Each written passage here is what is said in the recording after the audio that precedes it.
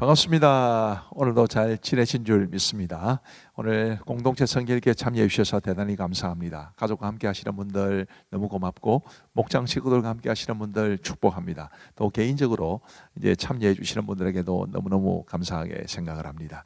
이제 오늘 살펴볼 말씀은 사무엘하 16장과 17장 그리고 시편 113편입니다. 사무엘하 16장은 이제 다윗이 압살롬의 반란을 피해 도망하는 중에 만난 사람들에 관한 기록이 소개되어 있습니다. 먼저 머비보셋의 종 시바를 만나게 됩니다. 시바는 이제 어떤 모습으로 다윗에게 다가왔을까요? 이 시바가 이제 다윗에게 필요한 여러 가지 물품들을 제공해 줍니다. 다윗에게는 고마웠겠죠. 지금 도망하는 중이었으니까. 그래서 이 다윗이 이제 그 시바에게 고마운 마음을 또 가지고 있었지만 이렇게도 묻습니다. 왕이 이르되 내 주인의 아들이 어디 있느냐 하니, 시바가 왕께 아뢰되 예루살렘에 있는데 그가 말하기를 이스라엘 족속이 오늘 내 아버지의 나라를 내게 돌리리라 하나이다 하는지라. 명백한 거짓말입니다. 4절 말씀에 보시면 왕이 시바에게 이르되 머비보셋에게 있는 것이 다 내 것이니라 하니라. 시바가 이르되 내가 절하나이다. 내 주 왕이여 내가 왕 앞에서 은혜를 입게 하옵소서 하니라. 이 시바가 한 말은 다 거짓말입니다. 물론 뭐 맞다고 말하는 학자들도 있습니다만은, 그러나 전체적인 맥락을 살펴보면 거짓말입니다. 근데 다윗은 왜 머비보셋의 것이다, 시바의 것이 될 것이다 이렇게 말을 했을까요? 너무 분별력이 없을 만큼 경황이 없었기 때문입니다.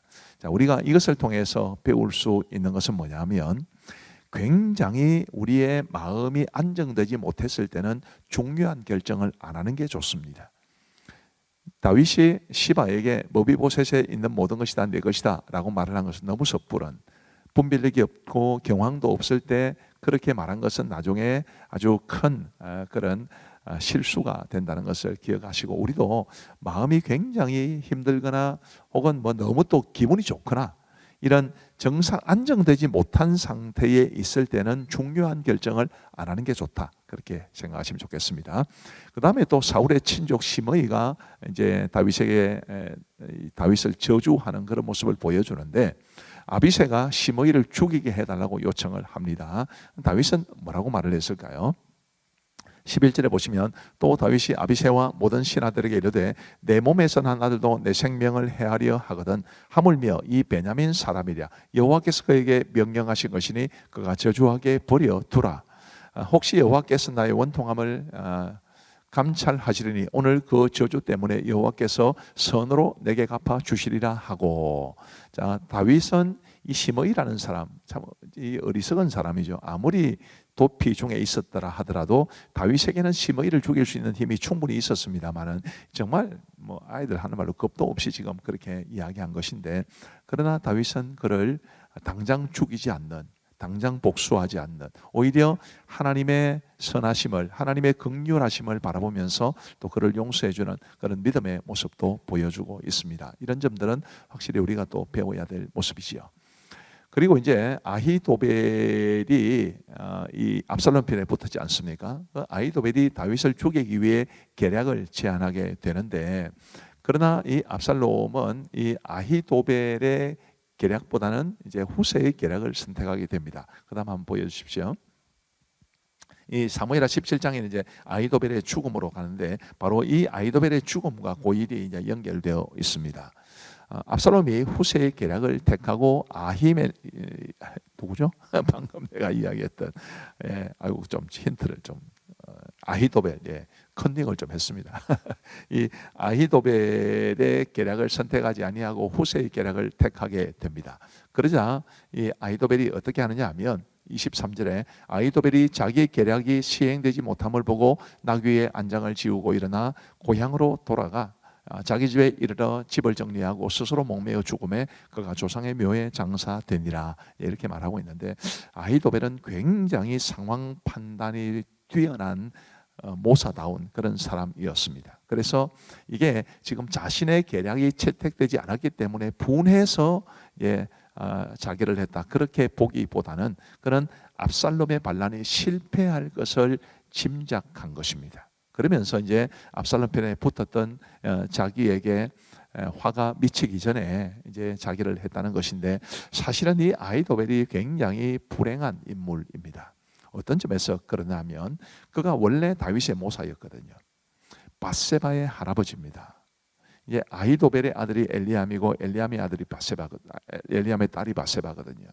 그러니까 아히도벨 입장에서는 자기가 왕으로 모신 다윗이 자기의 손녀를 취하고 손주 사위를 죽였단 말이죠. 얼마나 마음속에 괴로움이 많았겠습니까? 그래서 그는 압살롬 편에 붙은 것이고, 다윗이 도피하면서 후궁들을 남겨놓았는데 그 후궁들을 취하라라는 제안을 한 것도 역시 다 이런 맥락에 어울리는 그런 말이었습니다. 어쨌든 이 아히도벨은 너무 큰 상처를 받고 압살롬 편에 붙었으나 하나님이 그것을 기뻐하지 않으셨다는 것을 우리는 보게 됩니다. 참 비극적인 인물, 또 비극적인 사건, 또 아주 중요한 교훈을 우리에게 보여주는데요. 아무리 억울해도, 아무리 고통스러워도 내가 사사로이 복수하는 것을 하나님께서는 기뻐하지 않으신다라는 것을 기억하시면 좋겠습니다. 이제 후세라는 사람을 한번 생각해 볼 필요가 있습니다. 이 아히도벨의 계략을 채택하지 못하도록 함으로써 다윗에게 결정적인 도움을 준 사람인데, 원래 그는 다윗의 친구입니다.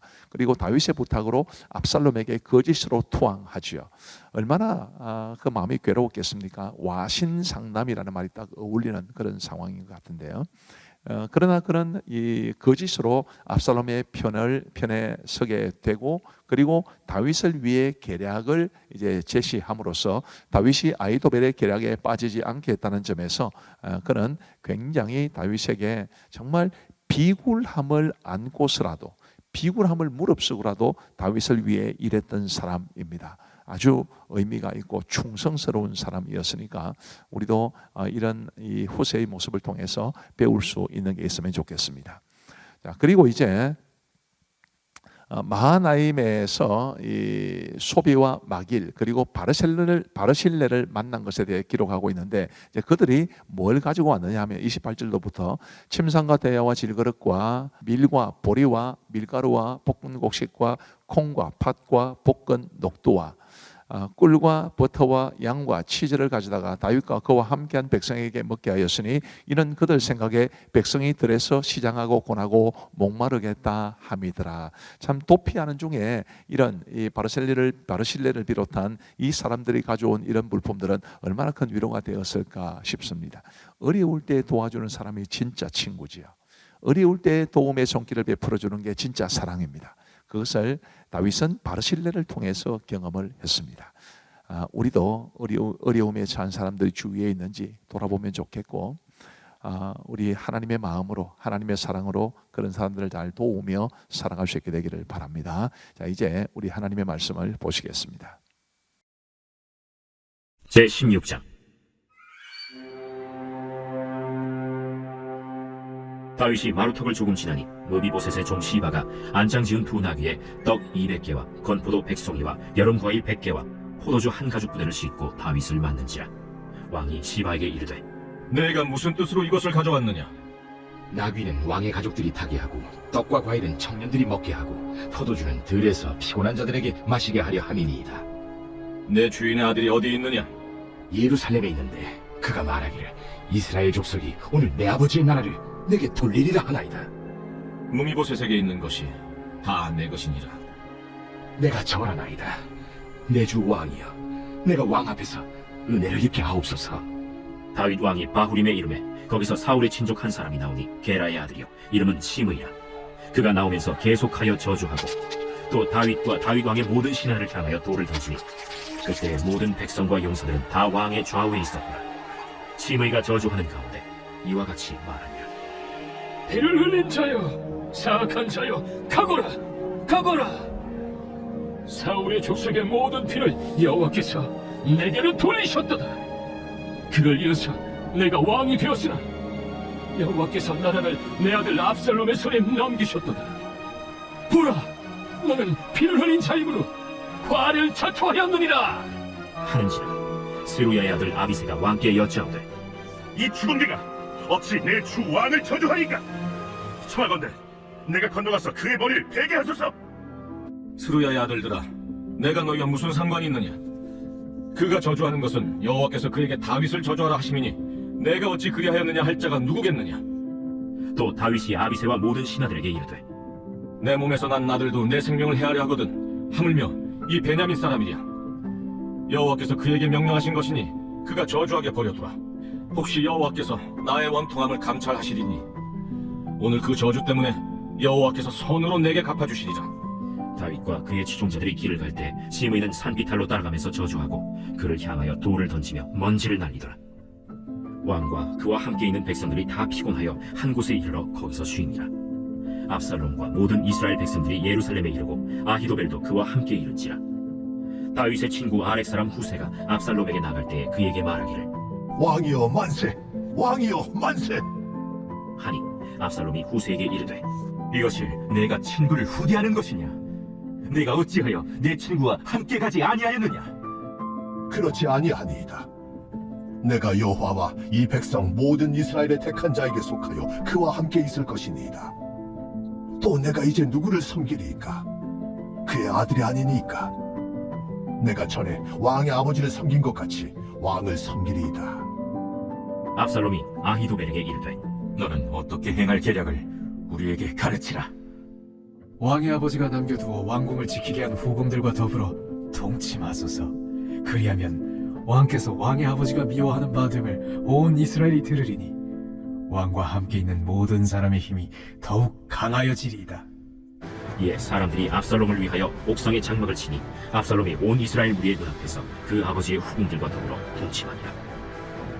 그때 아히도벨이 베푸는 계략은 사람이 하나님께 물어서 받은 말씀과 같은 것이라. 아히도벨의 모든 계략은 다윗에게나 압살롬에게나 그와 같이 여겨졌더라. 제 17장. 아히도벨이 또 압살롬에게 이르되 이제 내가 사람 12,000명을 택하게 하소서. 오늘 밤에 내가 일어나서 다윗의 뒤를 추적하여 그가 구원하고 힘이 빠졌을 때에 기습하여 그를 무섭게 하면 그와 함께 있는 모든 백성이 도망하리니 내가 다윗 왕만 쳐 죽이고 모든 백성이 당신께 돌아오게 하리니 모든 사람이 돌아오기는 왕이 찾는 이 사람에게 달렸습니다. 그리하면 모든 백성이 평안하리이다. 하니 압살롬과 이스라엘 장로들이 다 그 말을 옳게 여기더라. 압살롬이 이르되 아렉 사람 후세도 부르라. 우리가 이제 그의 말도 듣자.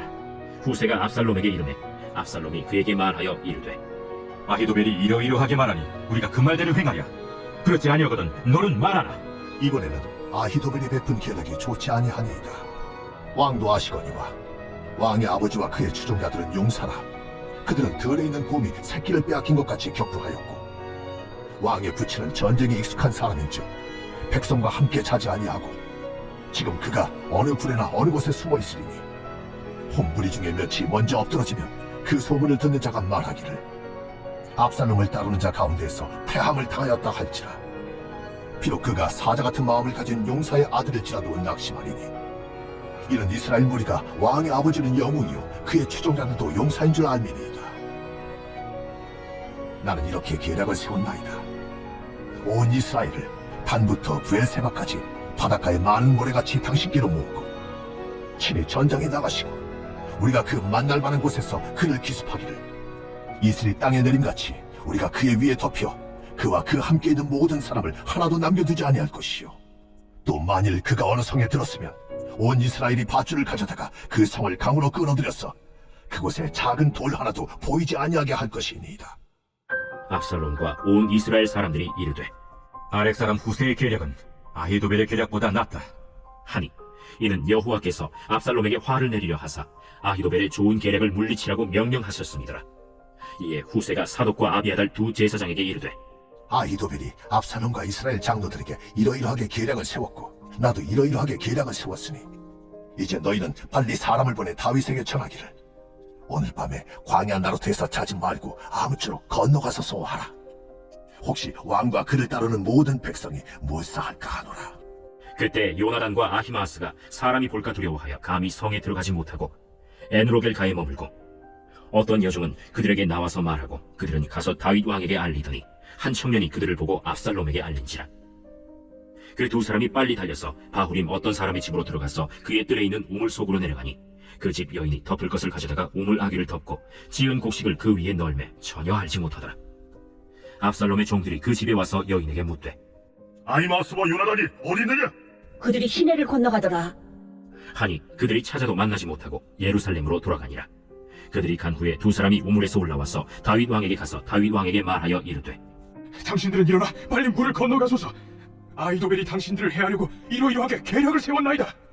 다윗이 일어나 모든 백성과 함께 요단을 건널세 새벽까지 한 사람도 요단을 건너지 못한 자가 없었더라. 아히도벨이 자기 계략이 시행되지 못함을 보고 나귀에 안장을 지우고 일어나 고향으로 돌아가 자기 집에 이르러 집을 정리하고 스스로 목매어 죽음에 그의 조상의 묘에 장사되니라. 이에 다윗은 마하나임에 이르고 압살롬은 모든 이스라엘 사람과 함께 요단을 건너니라. 압살롬이 아마사로 요압을 대신하여 군지휘관으로 삼으니라. 아마사는 이스라엘 사람 이드라라 하는 자의 아들이라. 이드라가 나하스의 딸 아비갈과 동침하여 그를 낳았으며 아비갈은 요압의 어머니 스루야의 동생이더라. 이에 이스라엘 무리와 압살롬이 길르앗 땅에 진치니라. 다윗이 마하나임에 이르렀을 때 암몬 족속에게 속한 라빠 사람 나하스의 아들 수오비와 로데발 사람 암미엘의 아들 마길과 로글림 길르앗 사람 바르실레가 침상과 대야와 질그릇과 밀과 보리와 밀가루와 볶은 곡식과 콩과 팥과 볶은 녹두와 꿀과 버터와 양과 치즈를 가져다가 다윗과 그와 함께한 백성에게 먹게 하였으니 이는 그들 생각에 백성이 들에서 시장하고 고나고 목마르겠다 함이더라.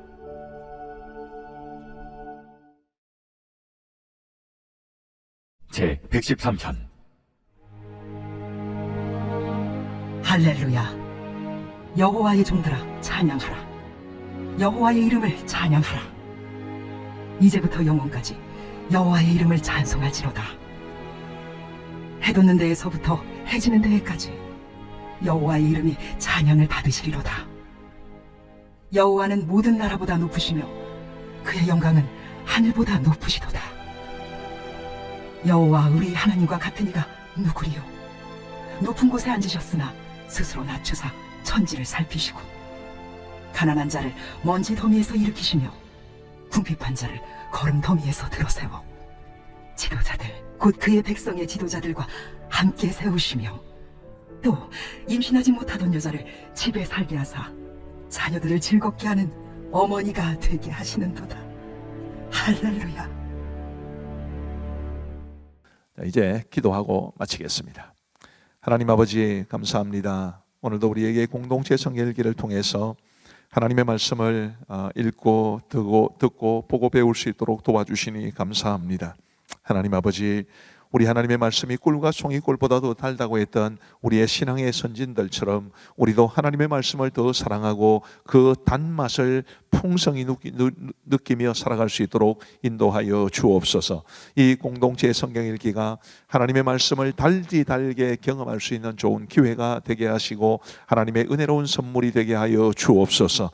함께 하신 모든 분들을 축복하시고 이 공동체 성경 읽기를 위해서 뒤에서 수고하시는 우리 교육자들과 우리 방송관사 집사님에게 크시는 종대를 주시기를 간절히 원하오며 우리 구주 예수 그리스도의 이름으로 기도하옵나이다. 아멘. 감사합니다. 평안한 밤 되시기 바랍니다.